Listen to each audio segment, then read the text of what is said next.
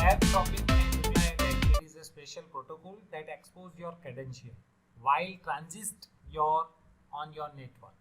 जब आपका प्रोटोकॉल, ये जो प्रोटोकॉल होता है ऑनलाइन नेटवर्क पे, जहां आप अपने क्रेडेंशियल को ट्रांसिट करते हो यानी कि मूव करते हो from source to destination, in between that अगर कोई आपके क्रेडेंशियल को चुराता है, अंडरस्टैंड कर लेता है, समझ लेता है, then that kinds of apps dropping attack are considered as a snooping attack if it is on the network protocol. So अब reply attack क्या होता है? So reply attack usually built upon eavesdropping. जो आपने सुना है, जितना आपको देखा है, जितना आपने उसको गेट किया है, उससे depends. They are capturing your credential and attacker spoof to identify valid user. वो अपना आइडेंटिटी इस तरह से बताते हैं जैसे सामने वाले को पता है कि मैं ही उनका वैलिड यूजर हूँ.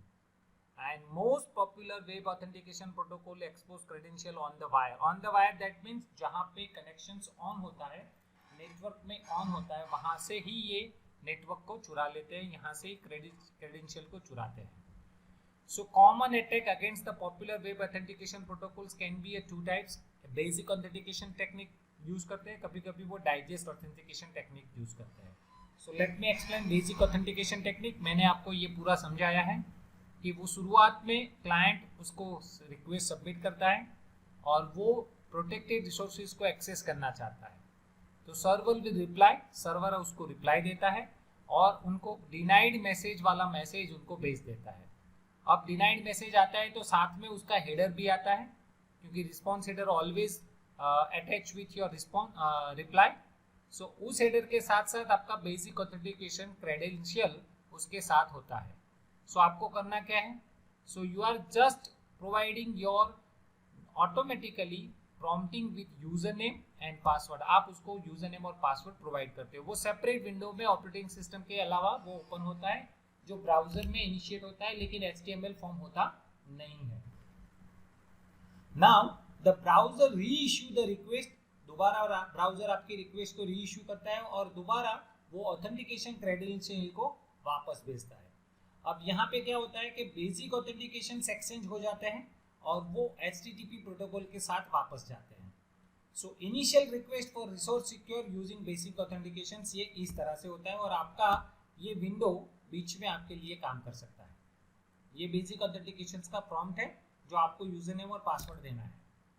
अब यहाँ पे जब आप रिस्पॉन्स रिसीव करते हो तो वहाँ पे आपको रिस्पॉन्स का नंबर 401 आता है, जिसको स्टेटस कोड कहा जाता है, और उसका मैसेज अनऑथोराइज्ड मैसेजेस कहा जाता है. सो ये आपका बेसिक हेडर है जहाँ पे ये lines protocols with version number और ये आपका स्टेटस कोड और ये स्टेटस मैसेज है. तो ये चार चीज आती है. साथ में ऑथेंटिकेशन में आपको बेसिक टर्म के साथ, ये बेसिक टेक्निक है, और VLM वैल्यू और की कह सकते हो, और उसका ये वैल्यू लुक्सोर कर वैल्यू आता है. ये डिपेंड्स करता है, अलग अलग ब्राउजर में अलग अलग वैल्यू के साथ आता है. सो विंडोज पॉपअप करता है क्लाइंट ब्राउजर को रीअसेंबल करने के लिए, और फिर से आप यूजर नेम पासवर्ड देते हो और ओके बटन प्रेस करते हो, तो आपका मेथड के साथ, आपका URL के साथ, आपका प्रोटोकॉल के वर्जन के साथ उसका एक डाइजेस्ट कोड बन जाता है, एक एन्कोडिंग कोड बन जाता है, जिसका बेसिक टेक्निक के साथ जुड़ा हुआ होता है. यहाँ पे ध्यान से देखिए, ये एन्कोडिंग कोड है जो आप अपने बेसिक ऑथेंटिकेशन टेक्निक के साथ भेज रहे हो. सो अब होता क्या है, client has essential to resend the same request. अगर क्लाइंट दोबारा उसको नहीं भेजेगा तब तक आपको ऑथोराइजेशन हेडर वापस नहीं मिलेगा. So server will response unauthorised message, आपको वापस अनऑथोराइज्ड मैसेज मिलता है और क्रेडेंशियल को इनकरेक्ट करता है, तो आप रीडायरेक्ट हो जाते हो. ये डिपेंड्स करता है कि सर्वर के अंदर किस तरह से उसको इम्प्लीमेंटेशन किया गया है. तो सर ये यूजर नेम और पासवर्ड कहाँ गया? यस, यूजर नेम और पासवर्ड आपका ऑथेंटिकेशन के साथ होता है और ऑथेंटिकेशन क्रेडेंशियल आपको सेंड किया जाता है, और साथ में उसका जो ये क्रेडेंशियल होता है उसको 64 बिट एल्गोरिदम के साथ उसको एन्कोडेड किया जाता है, जो मैंने आपको यहाँ बताया. ये 64 बिट टेक्निक से आपका जो यूजर नेम और पासवर्ड है उसको एन्कोडेड किया गया है. अब ये एन्कोडेड किया हुआ चीज आप उसको एनक्रिप्टेड फॉर्म कह सकते हो या एन्कोडेड कह सकते हो. तो ये 64 बिट वाला जो एल्गोरिदम है, बेस 64, वो आपका एन्कोडिंग टेक्निक हुआ. और यू कैन डिकोड, यानी कि एनकोडिंग किया हुआ चीज वापस लाना है तो उसको डिकोड कहते हैं। वो डिकोड चीज आप कहीं पे भी उसको वापस लेकर आ सकते हो, और उसके लिए एक छोटा सा पर्ल का स्क्रिप्ट यहाँ पे दिया गया है, वो इस तरह से है। ये पर्ल का स्क्रिप्ट है, यानी कि ये उसका एक्सटेंशन है .pl। आप अगर डिकोड करना चाहते हो तो आपको ये मेथड यूज करना पड़ेगा, डिकोड अंडरस्कोर बेस 64, और आपने जो आर्ग्यूमेंट उसके साथ भेजा है उसका वैल्यू इधर पास करेंगे तो आपको डिकोड किया हुआ वैल्यू लाइक दिस, ये यूजर नेम है और ये पासवर्ड है, वो वापस मिल जाएगा। ये उन्होंने एग्जीक्यूट किया है आपका पर्ल स्क्रिप्ट, और ये एनकोडेड किया हुआ मैसेज उन्होंने उनके साथ भेज दिया है। सो ये पहला तरीका है बेसिक टेक्निक ऑथेंटिकेशंस, और उसके भी कई सारे एडवांटेज और डिसएडवांटेज है, तो साथ में हम दूसरा डाइजेस्ट टेक्निक देखने के लिए रेडी है। सो ये भी एक ऑथेंटिकेशन टेक्निक है जिसको डाइजेस्ट कहा जाता है, और उसके स्टैंडर्ड नोटिफिकेशंस RFC 2617 में दिया गया है। ये जो डाइजेस्ट ऑथेंटिकेशन टेक्निक है उसका हायर लेवल सिक्योरिटी है, बेसिक से ज्यादा हायर सिक्योर है। लेकिन कैसे? So this is the meaning of digest authentications. वो चैलेंज रिस्पॉन्स ऑथेंटिकेशन मॉडल है। Please understand, challenge response authentication model है। अब आपको ऐसा लगा होगा कि ये कैसे काम करेगा। Yes, I will explain you. So ये टेक्निक पे पहले आपको प्रूव करना है कि समवन नोज द सीक्रेट। ये चैलेंज आपको करना चाहता है, इसलिए आपको ये प्रूव करना है कि to prove that someone knows a secret, आपका सामने वाला कोई पर्सन आपका सीक्रेट जानता है, without requiring persons to send a secret across the insecure communication channel. आप ऐसा ही सोचकर चलते हो कि समवन आपका पासवर्ड जानता है, तो आप क्या करते हो, आप अपने जो पर्सन्स होते हैं वो सीक्रेट को सेंड करते हैं इनसिक्योर प्लेस पे, यानी कि वो ये जो चैनल इनसिक्योर चैनल होता है, यानी कि हमारा नेटवर्क, वहां पे वो अपना सिक्योर सीक्रेट चीज वहां पे भेजते ही नहीं है। सो एप्स ड्रॉपिंग का जो अटैक करने का मैक्सिमम चांस होता है वो वहां से हट जाता है। सो डाइजेस्ट ऑथेंटिकेशन टेक्निक में क्या होता है? सो डाइजेस्ट ऑथेंटिकेशन टेक्निक वो बेसिक ऑथेंटिकेशन टेक्निक की तरह है, लेकिन जब आप रिक्वेस्ट भेजते हो विदाउट ऑथेंटिकेशन क्रेडेंशियल, आप क्रेडेंशियल साथ में नहीं भेजते। क्रेडेंशियल का मतलब यहाँ पे ये समझना है कि आप यूजर नेम पासवर्ड नहीं भेजते। सो सर्वर उसको रिप्लाई करता है और उसके साथ साथ ऑथेंटिकेट हेडर इंडिकेट करता है जिसका क्रेडेंशियल होता है। अब आपने पहले भी देखा बेसिक में बेस 64 उसको एन्कोडिंग करता है, तो यहाँ क्या होता है, instead of sending the user name and password in base 64 encoding, यहाँ पे ये चीज नहीं हो रही है। इसके अलावा the server challenge the client with random value call nonce. Please याद रखिएगा, पहले क्या होता था, बेसिक में बेस 64 एन्कोडिंग एल्गोरिदम के साथ साथ आप यूजर नेम पासवर्ड एन्कोडेड कर भेजते थे। यहाँ पे सर्वर एक चैलेंज करता है क्लाइंट को, क्या करता है, उसको रैंडम वैल्यू भेजता है। ये रैंडम वैल्यू क्या है, जिसका नाम है नॉन्स, NONCE, नॉन्स। अब ये नॉन्स है क्या? So browser uses one way cryptographic functions. याद रखिएगा, वन वे मतलब वो एनकोड कर सकता है, उसको रिवर्स लाना मुश्किल है। टू वे मतलब बोथ साइड पॉसिबल है। यहाँ पे मेंशन किया गया है डाइजेस्ट ऑथेंटिकेशन टेक्निक में one way cryptographic function use होता है। वो आपके मैसेज को डाइजेस्ट करता है, जैसे कि यूजर नेम हो, पासवर्ड हो, आपकी वैल्यू हो, आपका HTTP मेथड्स हो और URI हो, किसी भी चीज को वो वन वे क्रिप्टोग्राफिक फंक्शन से उसको डाइजेस्ट करता है। अब ये डाइजेस्ट में करता क्या है वो समझाता हूँ। The browser use the one-way cryptographic functions to create a message digest for username, password, nonce value, methods and required URI. ये उसको क्रिप्टोग्राफी में फंक्शंस के साथ उसको कन्वर्ट करता है। जो डाइजेस्ट फंक्शंस होता है वो जो कन्वर्ट करता है उस चीज को कहते हैं हैशिंग एल्गोरिथम, यानी कि आपकी वैल्यू हैश कोड में कन्वर्ट किया जाता है।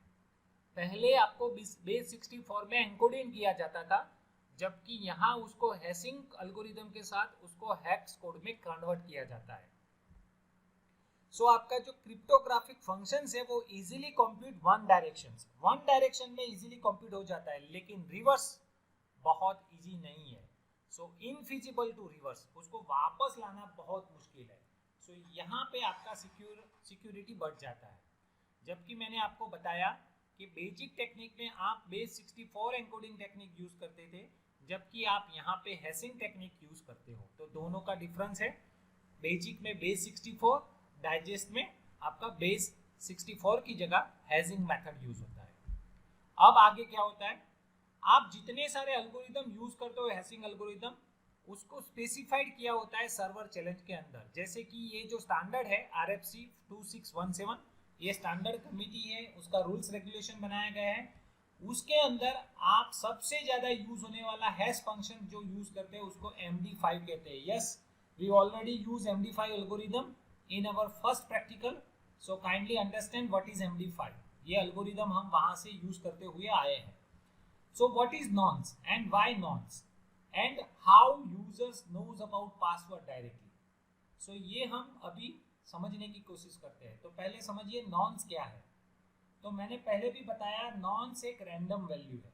So nonce have a different usage in other cryptographic protocol. ऐसा नहीं है कि इस प्रोटोकॉल में इसका मतलब रैंडम वैल्यू है, दूसरे प्रोटोकॉल में उसका दूसरा मतलब है। लेकिन नॉन्स एक ऐसा डाइजेस्ट ऑथेंटिकेशन यूज है जहां पे आप सॉल्व की तरह अदर पासवर्ड स्कीम के यूज करते हो। जैसे कि पासवर्ड को स्ट्रॉन्ग बनाने के लिए आप कुछ ना कुछ extra symbols, extra alpha numerical value add करते हो, वैसे ही ये डाइजेस्ट ऑथेंटिकेशन टेक्निक के अंदर सिक्योरिटी बढ़ाने के लिए आप नॉन्स वैल्यू वहां पे यूज करते हो। अब होता क्या है, it is used to create larger key space to make more difficult for someone to perform database or pre-computation attack। बस इसका काम इतना ही है कि आपके पासवर्ड को कॉम्प्लेक्स बनाया जाए, आपकी ऑथेंटिकेशन टेक्निक को बहुत सिक्योर बनाया जाए, बस इतना ही काम करता है। जिसके कारण जो कोई अटैकर होता है वो अटैकर उसको कंप्यूट ना कर सके, उसको अपना डिकोड ना कर सके,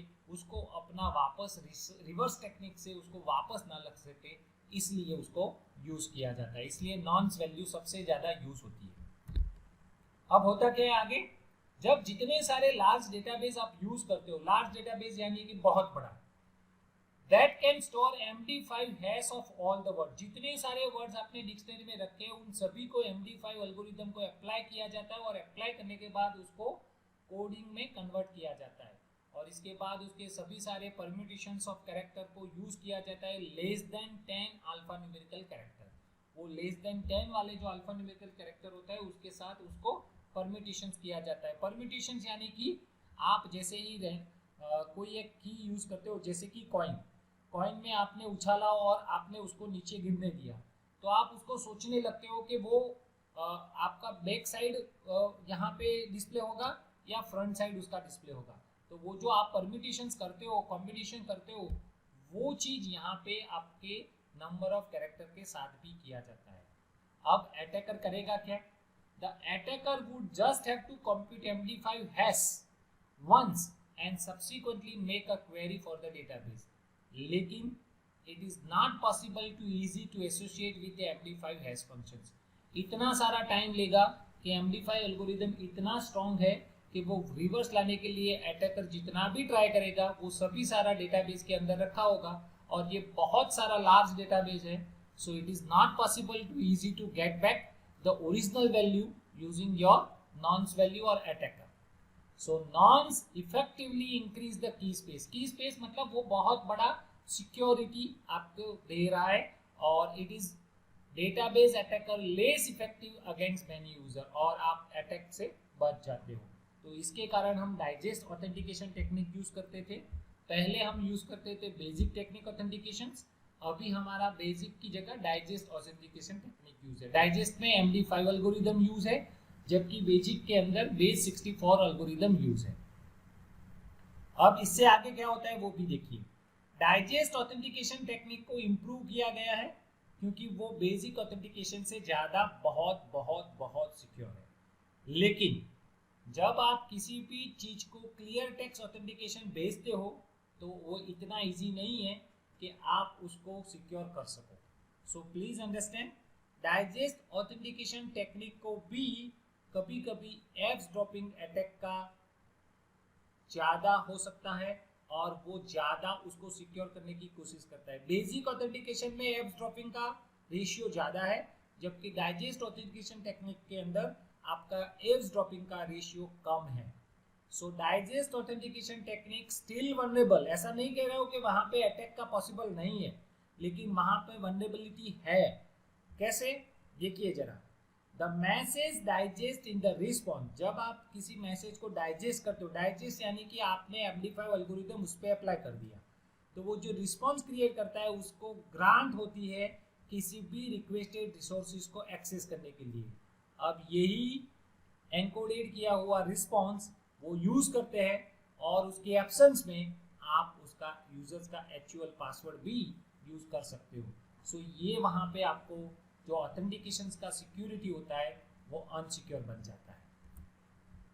so original resource requested included using message digest, यानी कि जो ओरिजिनल रिसोर्स होता है वो आपके मैसेज डाइजेस्ट के साथ एक्सेस करने देता है, और वहाँ पे आपका ये डाइजेस्ट ऑथेंटिकेशन टेक्निक सिक्योर नहीं होता है। और उसका पर्ल स्क्रिप्ट कैसे दिखता है वो मैं दिखाने की कोशिश करता हूँ। ये पर्ल स्क्रिप्ट है, जरा देख लीजिए, और उसका एक्सटेंशन .pl है। यहाँ पे MD5 एल्गोरिथम को एनकोड किया गया है। सो आपने यूज किया है MD5._hex, यानी कि जो भी आर्गुमेंट आप देंगे उसको MD5 में कन्वर्ट कर आपको वो दे देगा। सो आप उसकी जगह keywmd5_base64 ये आप यूज कर सकते हो। ये जो नंबर ऑफ लाइंस है यहाँ पे, ये वाली लाइंस यहाँ पे आप उसको यूज कर सकते हो। तो ये कई सारे मेथड्स भी रेडीमेड हैं जो आप अपनी चीज को बाइनरी वैल्यू में कन्वर्ट करने के लिए, हेक्साडेसिमल को कन्वर्ट करने के लिए आप यूज कर सकते हो। अब इसकी जगह आपके पास एक ऐसा टूल भी है जो आप यूज कर सकते हो। पहला टूल का नाम है MD-Crack और दूसरे टूल का नाम है rudimentary tool. Please understand this both tools, MD-Crack और रूडिमेंटरी टूल। ये दोनों टूल आपके डाइजेस्ट ऑथेंटिकेशन टेक्निक को या फिर आपके MD5 को क्रैक करने के लिए यूज होते हैं। और let me show you MD-Crack और रूडिमेंटरी टूल। MD-Crack ये टूल है, MD-Crack MD5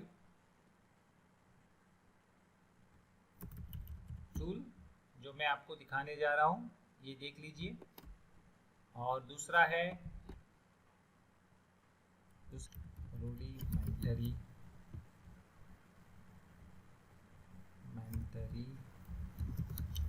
tool for MD5। सो ये रूडिमेंटरी टूल अभी फिलहाल मुझे नहीं मिला है, लेकिन आपको ये MD-Crack का मैं आपको इंफॉर्मेशन दे सकता हूँ। देख लीजिए, aggressive password cracker for MD2, MD4, MD5, HMAC, और ये सभी के लिए ये टूल सबसे ज़्यादा यूज होता है पासवर्ड को क्रैक करने के लिए, MD-Crack। देख लीजिए, ये MD-Crack का इंफॉर्मेशन है और वो आप जान सकते हो। उसके लिए कई सारे ऑप्शंस भी हैं, आप यहाँ से डाउनलोड कर सकते हो। ये डाउनलोड के लिए है, और यहाँ पे आपका जिप फाइल डाउनलोड करने के लिए मिल जाएगा। जिप फाइल विंडोज़ के लिए है, और उसको अंडरस्टैंड कीजिए और फिर उसका यूज़ कीजिए। तो MD5 को अनक्रैक करने के लिए आप जो चीज़ बनाते हो क्रैक, तो लोग इस तरह से कई सारे रेडीमेड टूल यूज़ करते हैं, जिसके कारण ये आपका MD5 का एल्गोरिदम भी वापस रिटर्न डालने के लिए ये यूज़ करते हैं। सो आप ये चीज़ को यूज़ कर सकते हो। Let me give you. So MD5 hash algorithm always display hexadecimal format, but if you want to display in binary format, then you can use keywmd5_base64।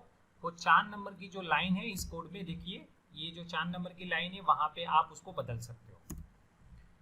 सो ये दोनों टूल है, रूडिमेंटरी टूल और ये दूसरा टूल MD-Crack, वो मैंने अभी बताया। वो MD-Crack टूल आप MD5 एल्गोरिदम को क्रैक करने के लिए यूज कर सकते हो। क्रैक यानी कि जो आपने इसका कोड बनाया उसको वापस लाने के लिए ये MD-Crack फाइल्स यूज होती है।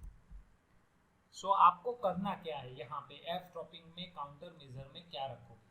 तो सबसे पहला चीज है 128 बिट का SSL एन्क्रिप्शन एल्गोरिदम यूज कीजिए। आप सर आपको ये लगा होगा कि ये सर ये 128 बिट है एल्गोरिदम क्या है। वेबसाइट पे जाएंगे तो आपको यहाँ पे कोई एक ताला जैसा मिलेगा, देख लीजिए यहाँ पे ये ताला मिलता है।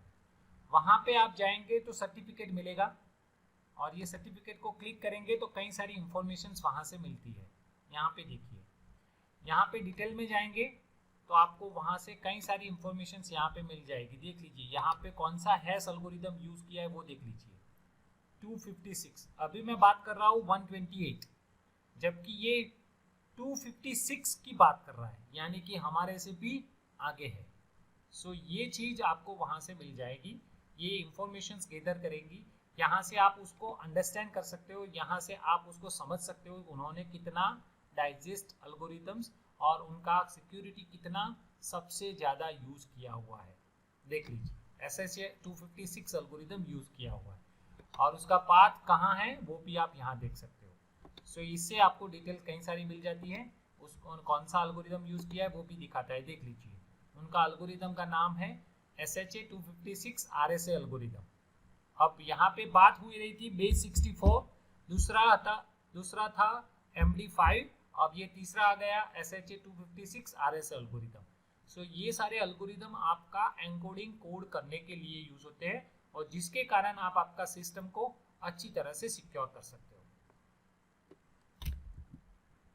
सो अभी बात हो रही है 128। सो उसका एंक्रिप्शन एल्गोरिदम आप यूज कीजिए, चाहे वो बेसिक ऑथेंटिकेशन हो चाहे वो डाइजेस्ट ऑथेंटिकेशन हो। तो अभी तो हमारे पास लेटेस्ट पे 256 है, मे बी कल 512 वाला बिट आ जाए। 128 बिट यानी कि ये जो 128 बिट है उतने सारे बिट्स इकट्ठा होकर आपका कोड जनरेट होगा। सो प्रोटेक्ट योर रिप्लाई अटैक, अगर आप रिप्लाई अटैक को प्रोटेक्ट करना चाहते हो तो digest nonce could be built from information that is difficult to spoof. इसलिए मैंने कहा नॉन्स वैल्यू जो रैंडम जनरेट होती है वो तो पॉसिबल ही नहीं है कि आप उसको रिवर्स वैल्यू में लेकर आ सको।